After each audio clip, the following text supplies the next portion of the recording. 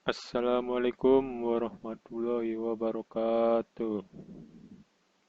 Perkenalkan, nama saya Sigit Purnomo dengan NIM 1704110013. Di sini saya ingin menjelaskan tentang jaringan distribusi dengan studi kasus PT Sinar Galesong Pratama dengan mata kuliah Supply Chain Management. Di sini terdapat peran distribusi dalam rantai pasok.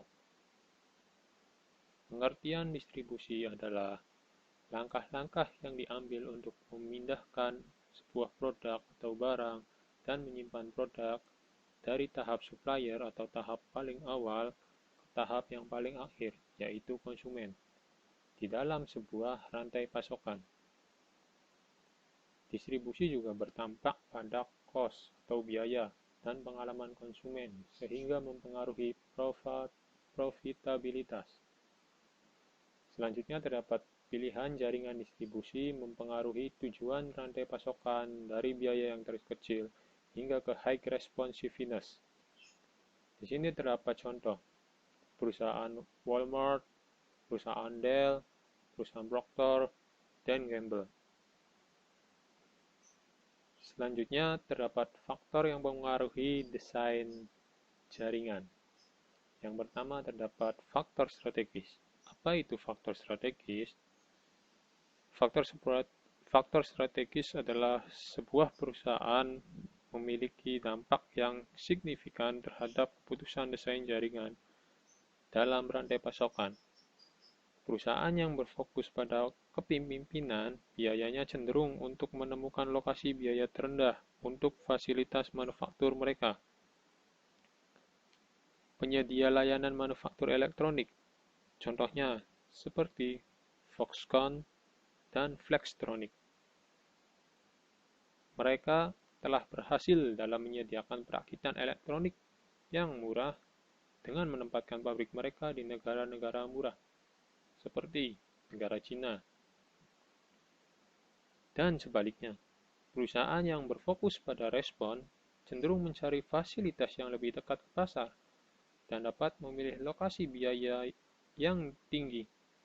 Jika pilihan ini memungkinkan perusahaan untuk bereaksi dengan cepat terhadap perubahan kebutuhan pasar.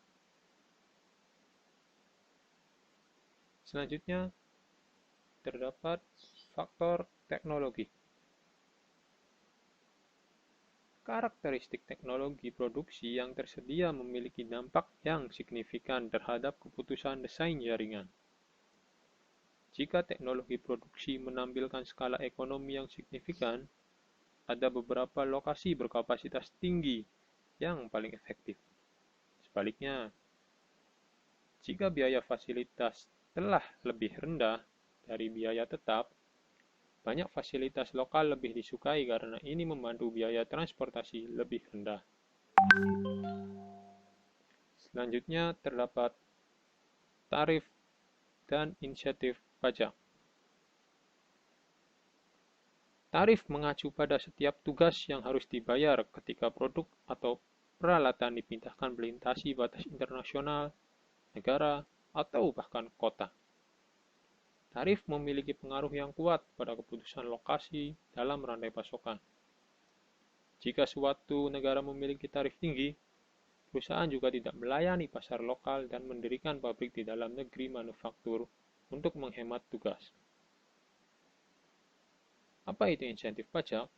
Insentif pajak adalah pengurangan tarif atau pajak negara-negara, negara bagian, dan kota-kota sering memberikan untuk mendorong perusahaan-perusahaan untuk menemukan fasilitas mereka di daerah tertentu. Sejumlah besar negara berkembang juga menyediakan insentif pajak tambahan berdasarkan pelatihan, makanan, transportasi, dan fasilitas lainnya yang ditawarkan untuk tenaga kerja. Tarif juga dapat bervariasi berdasarkan tingkat produk teknologi. Selanjutnya terdapat nilai tukar dan risiko permintaan. Fluktuasi nilai tukar yang umum dan memiliki dampak yang signifikan pada keuntungan dari setiap rantai pasokan melayani pasar global. Misalnya, dolar berfluktuasi antara tinggi 124 yen pada tahun 2007 dan terendah 81 yen pada tahun 2010. Kemudian kembali ke lebih dari 100 yen pada tahun 2014. Sebuah perusahaan yang menjual produknya di Amerika Serikat dengan produksi di Jepang terkena risiko apresiasi yen. Biaya produksi yang dikeluarkan dalam yen, sedangkan pendapatan yang diperoleh dalam bentuk dolar. Dengan demikian, peningkatan nilai yen meningkatkan biaya produksi dalam dolar, menurunkan keuntungan sebuah perusahaan. Selanjutnya terdapat barang dan biaya bahan bakar. Fluktuasi biaya pengiriman dan bahan bakar memiliki dampak yang signifikan pada keuntungan dari setiap rantai pasokan global.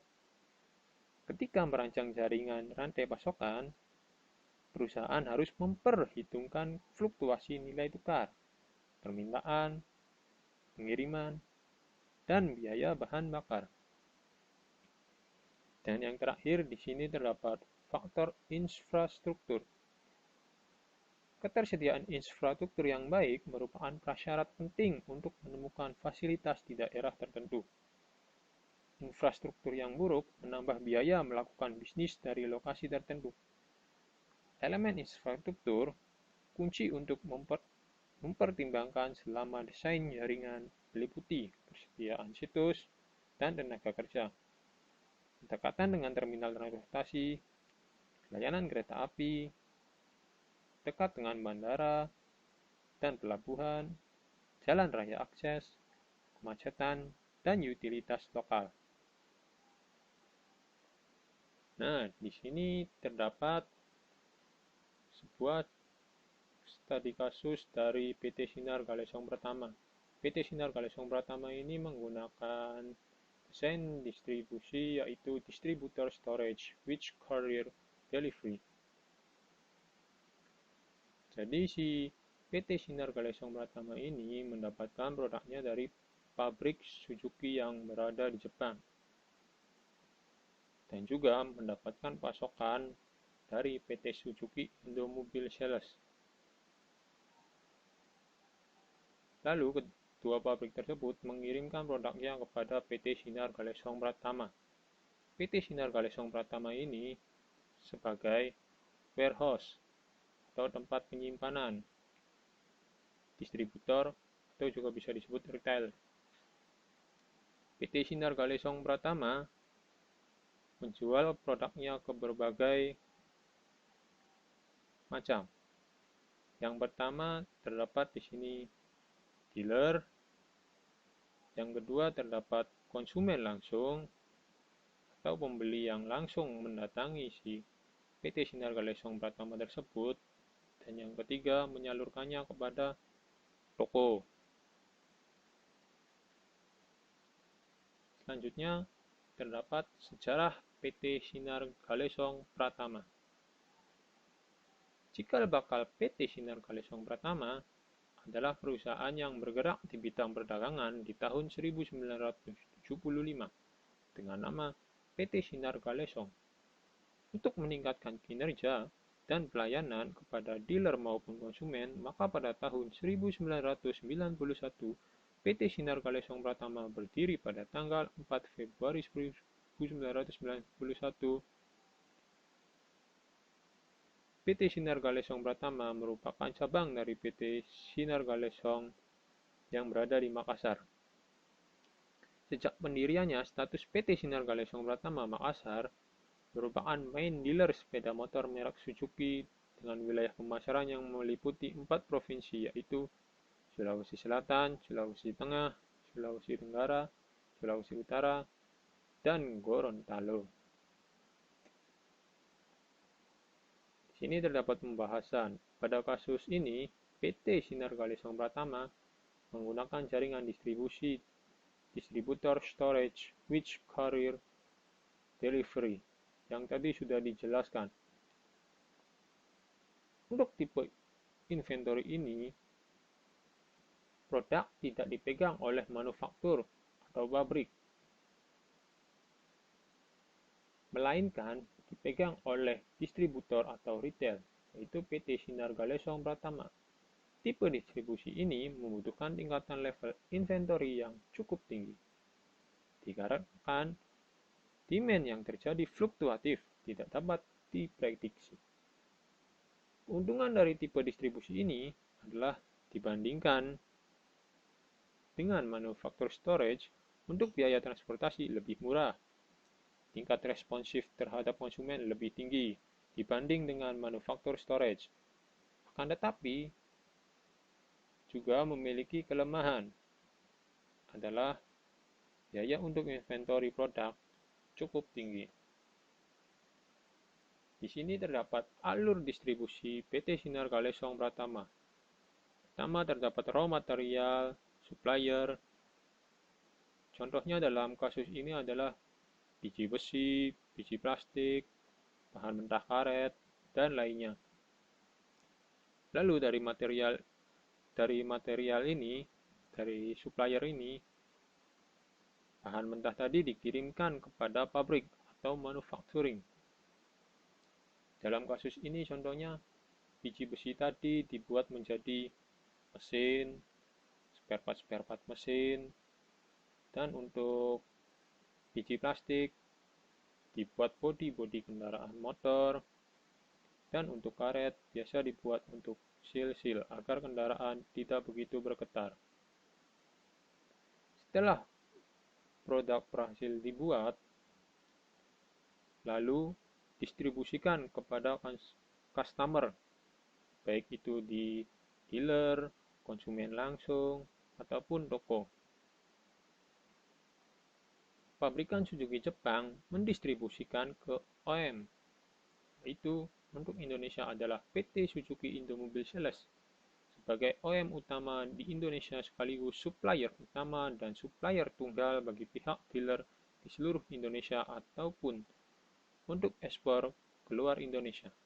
Selanjutnya dari OEM, yaitu PT Suzuki Indomobil Sales, kemudian dikirimkan ke dealer daerah melalui logistik pihak ketiga LPK, 3 LPS, 3-part logistik, ke dealer seperti PT Sinar Galesong Pratama Manado, dan selanjutnya distribusikan ke konsumen, baik ke konsumen, toko-toko, reseller, maupun ke konsumen langsung.